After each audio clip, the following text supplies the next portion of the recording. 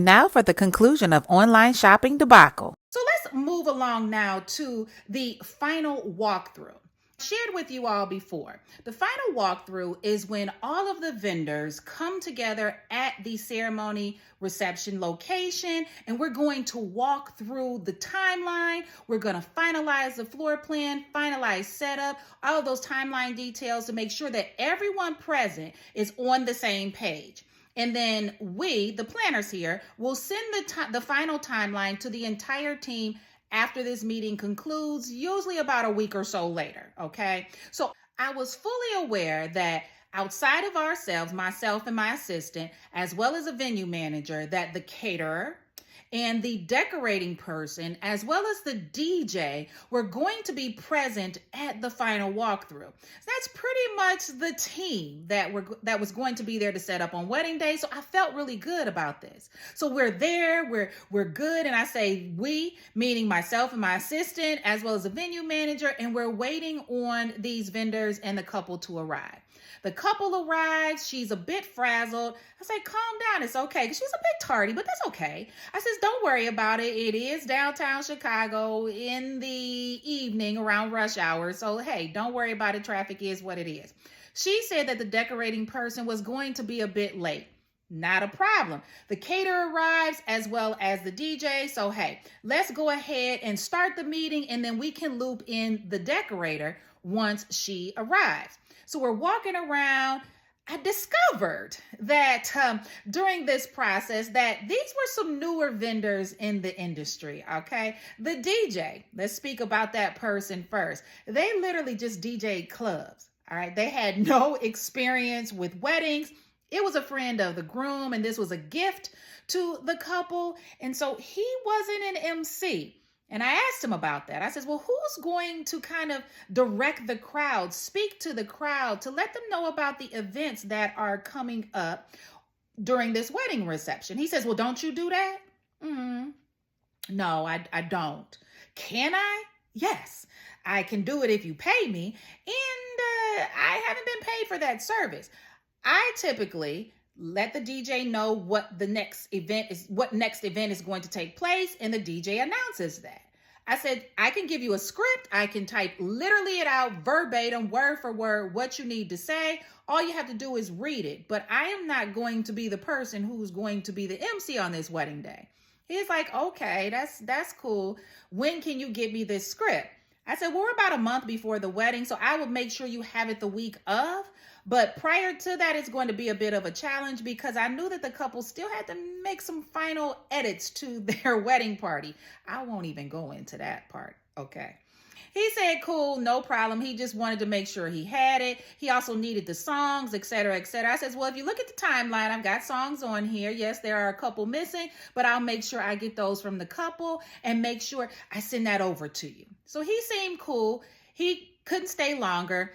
We showed him where he was going to plug in and, let him know the size of the table he was going to have, blah, blah, blah. He went on ahead and left. And so now it's myself, the assistant, the venue manager, the caterer, and the couple. We're walking around. The caterer was a bit perplexed because she did not do her homework about this venue. And so as we're walking around, she discovered that the kitchen was pretty much a room that had refrigeration and a sink. It didn't have hot boxes. It didn't have a stove, blah, blah, blah. She was like, well, how am I going to cook? Ma'am, you cook at your location and you bring the food here. Now you're going to have to rent warmers and things of that nature, but you kind of have to do that research in advance when you're dealing with a venue that you have not worked at before. I even know that, right? But she was cool. I have to say, I like this caterer. She was newer. I had never worked with her before, but she was really receptive to what we were talking about. She was there taking good notes. She said she would make it work. We went through, we talked about chairs. We talked about the floor plan. And as we're standing out in the space where the ceremony and reception are going to be taking place, here comes this young lady and this little boy into the space. The young lady, I won't talk about how she was dressed, but it was very, very casual. And I literally, we all said hi, and we kept on talking. And so she walks over to us. She says, I am looking for bride and groom. we're like, they're right here. This was the decorator, y'all. She had brought her little son. He was a cute little boy, little rambunctious, kind of running around the space because there's no tables and chairs set up, so he kind of thought it was a playground, but I digress. She had come in and we didn't recognize her because, for one, I did not find her dressed to be professional. I'm just going to leave that right there. And she had never met the couple who's standing next to me and my assistant. So they introduced themselves and we keep going on with the meeting. She has no paper in hand. She has no pen in hand. She has her phone and this little boy who is running around. We started to talk about the floor plan and making sure that she understood where the tables were going to be placed, things like that. She stood there confused as ever. I'm like, okay, so could you give us a rundown of what you're going to be doing on this day for this couple? She says, well, that's why I'm here. I need to get a better understanding of what they need. I'm like, okay, so this was not conveyed to you before coming to this meeting? She says, well, they shared a little bit with me and I took a few notes, but I'm here to learn a bit more. Ma'am, we are here to finalize everything and you're here to learn. Sweetheart, I'm going to need to bring you into the fold. We are now finalizing the floor plan. So I'm going to need you to chime in and sound like you know what you're talking about, because my understanding is the couple has given you some money. All right. So let's bring it on home and make them feel like they're going to get their money's worth. So as we are having this conversation, this very in-depth conversation, we get to the point of talking about the linen colors, the linens that were going to be on the table. I'll never forget this, y'all. The caterer was not providing the linens, which is a bit odd if you're not hiring a rental company. Now, mind you, I have to speak on the caterer. She said she could provide them, but she was not asked to do so, and there would be an additional charge. So, of course, the couple, not wanting to spend more money, they asked if the decor person could do it. She said, yeah, I need to know what sizes you need. So we explained to her, well, we're going to have 60-inch rounds here. We're going to have some 8-foot, some 6-foot tables, some 72-inch. So we're seeing the sizes of the tables, and she's standing there like a deer in the headlights. She had no clue what we were talking about. I said, so help me understand, you're gonna be able to get the linen. You have linen for these tables. She said, yeah, I need to know the sizes based on what you just said. I said, well, ma'am, if I tell you we have a 72-inch round table, I need a linen that's 156 feet. She says, oh, okay, all right. If I have a 60-inch round, and I say 156 because we want the linen to drop to the floor. Listen, don't come and play with me and let me see some legs of tables. I will be mortified, okay? And this venue had ghost chairs. And if you're not familiar with ghost chairs, they're clear. So you'll be able to see everything. So you need to make sure that these linen drop. That's what we say, that they drop to the floor. She had no clue about linen sizes per tables. So she was like, well, what does a 72-inch look like? What? You don't know what a 72-inch round looks like versus a 60-inch round? She didn't have a clue, y'all. And she was hired to decorate this venue. And she was going to get the linen. Guess from where, y'all? Because she didn't own any. Guess where she was going to get them from? I'm going to give y'all a minute. Guess. Amazon.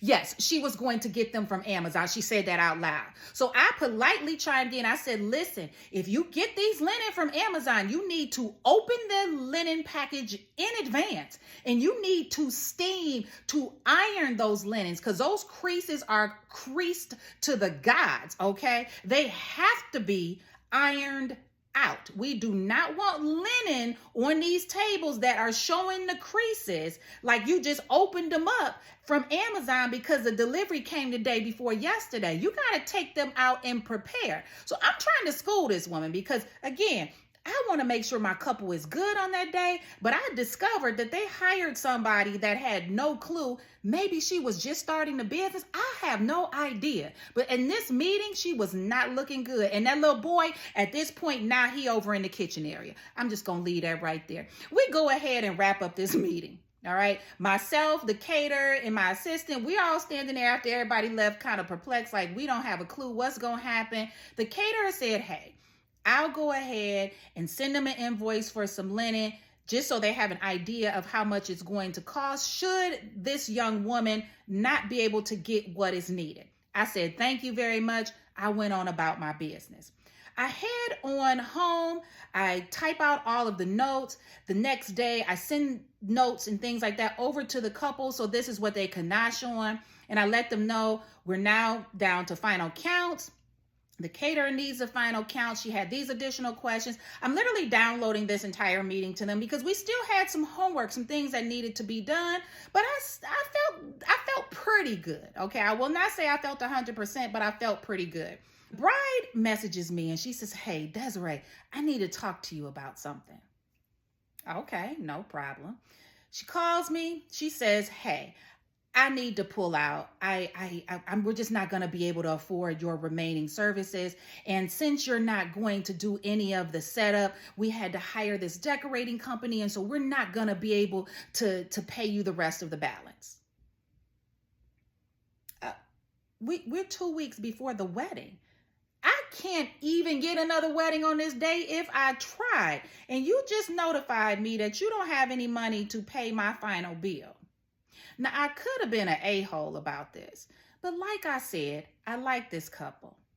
And I understood where they were, and maybe she called me at the right time. I felt a little twinge in my heart, and I also feel God was telling me, don't even involve yourself in this mess, especially after seeing how that final walkthrough happened. I said, okay, I hear where you are. Don't worry about it. You can forego the last and final payment because it was already overdue. It's supposed to be paid a month before the wedding. I said, don't worry about it. Go on ahead. I will let the venue manager know. I removed myself from this situation. I didn't let anybody else know that we were not going to be a part of this. Also, as I had shared with you earlier on, we get blamed for everything. So if this decorating person that I had to school at the walkthrough does not deliver on wedding day, it's going to become our fault. It's going to be an issue for us. And I didn't have a good feeling about her. So I'm kind of okay with the fact that they pulled out. I went on about my life. I went on about my business. Wedding day gets here and I get a DM from the caterer. She asks me, when are you going to arrive? I said, excuse me, what do you mean, when am I going to arrive? She said that there is a woman in the kitchen. She told me her name and she says, isn't she on your team? I says, no, we are no longer a part of this wedding. I shared with the venue manager that we weren't going to be there. The couple said that they would let you know, blah, blah, blah. She said, well, there's this woman running around here like the wedding planner, and she's doing things all incorrectly, and I thought it was a person from your team. I said, oh, no, honey. At that point, listen, y'all, I was sitting on my couch watching some TV. I had nothing to think about this wedding, but she kept DMing me. She started sending me pictures, y'all, of what this day looked like, and oh, my God.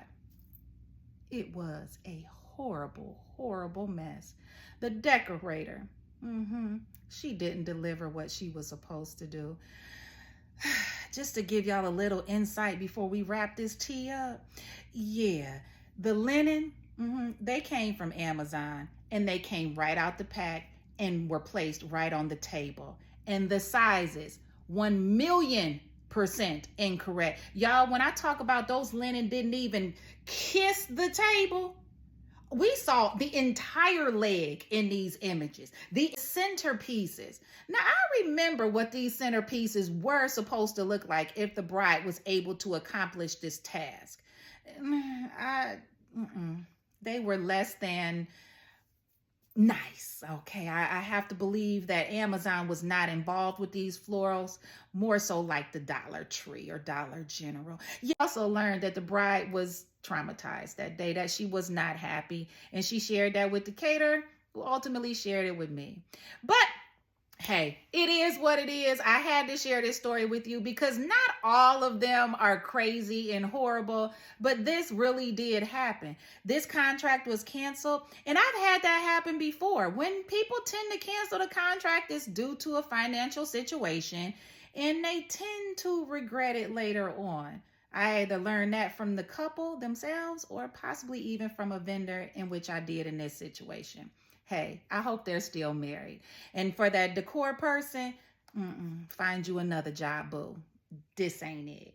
Until next time, I'll see you on the wedding tea.